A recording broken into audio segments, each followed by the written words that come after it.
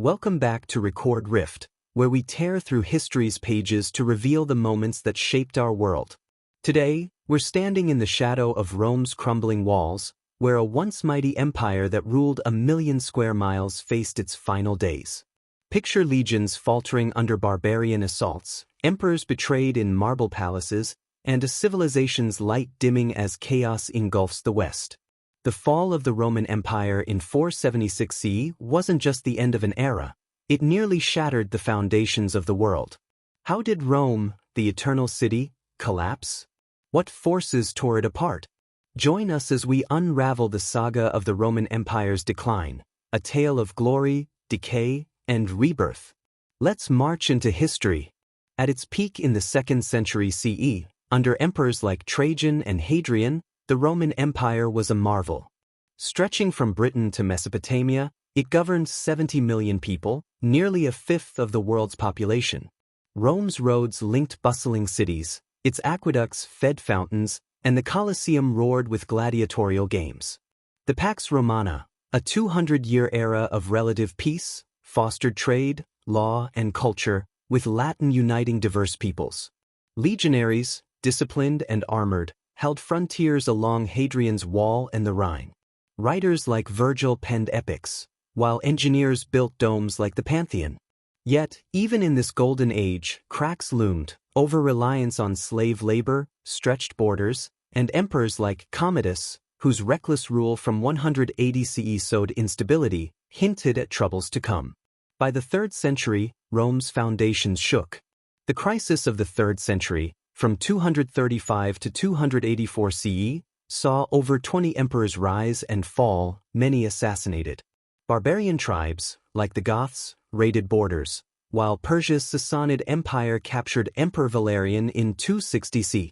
Inflation soared as debased coins flooded markets, and trade faltered. The empire split into fragments, with breakaway regions like the Gallic Empire. Diocletian's reforms in 284 CE restored order, dividing the empire into the Tetrarchy, 4 co-emperors, to manage its vastness.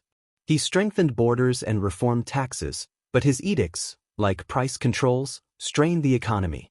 Christianity's rise, legalized by Constantine in 313 CE, shifted Rome's spiritual core, moving the capital to Constantinople, leaving the West vulnerable. The 4th century saw barbarian invasions intensify. The Visigoths, fleeing Huns from the steppes, crossed the Danube seeking refuge. In 378 CE, they crushed Roman legions at Adrianople, killing Emperor Valens, a stunning blow.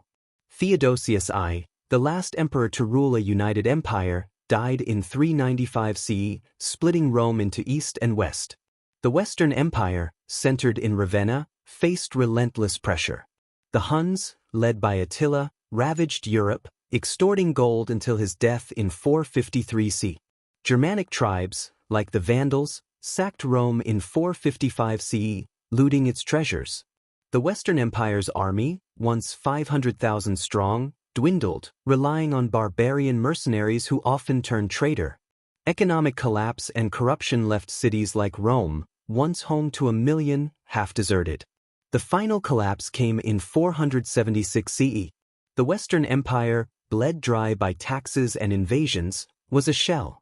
Germanic chieftain Odoacer deposed the last emperor, Romulus Augustulus, a boy king, in Ravenna. No legions remained to resist. Rome's fall was met with a whimper, not a roar. The Eastern Empire, later called Byzantine, endured for another millennium, preserving Roman law and culture. In the West, cities crumbled, aqueducts dried, and trade stalled, plunging Europe into the Dark Ages. The population dropped. Italy's fell from 10 million to under 5 million by 600 CE.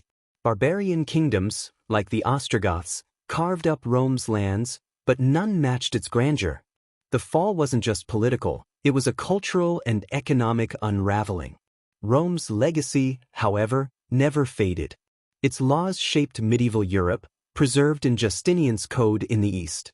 Latin birthed Romance languages, and Roman roads guided pilgrims. The Catholic Church, rooted in Rome, filled the power vacuum, with popes claiming spiritual authority. Charlemagne's coronation in 800 revived the Holy Roman Empire, a nod to Rome's glory. Ruins like the Forum, excavated in the 19th century, draw millions, while texts like Tacitus's Annals keep Rome alive. The fall's causes, economic decay, overexpansion, and cultural shifts echo in modern debates about empires. Rome's collapse didn't end civilization but transformed it, planting seeds for the medieval world and beyond. The fall of Rome remains a haunting tale. Films like Gladiator and books like Gibbon's Decline and Fall capture its drama, while artifacts, from legionary helmets to mosaics, fill museums. The Colosseum stands as a testament to Rome's might, scarred but enduring. Its story warns of hubris and fragility, showing how even the greatest powers can falter. From Trajan's triumphs to Romulus's surrender, the Roman Empire's fall reshaped the West, leaving a legacy that still shapes our world. That's the epic saga of the Roman Empire's fall, when civilization teetered on the brink. What do you think? Could Rome have halted its decline? Drop your thoughts in the comments, and tell us what historic epic you want us to explore next on Record Rift. If this journey through Rome's ruins gripped you, smash that like button, subscribe, and hit the bell to join our quest through history. Until next time, keep uncovering the rifts that shape our past. This is Record Rift, signing off.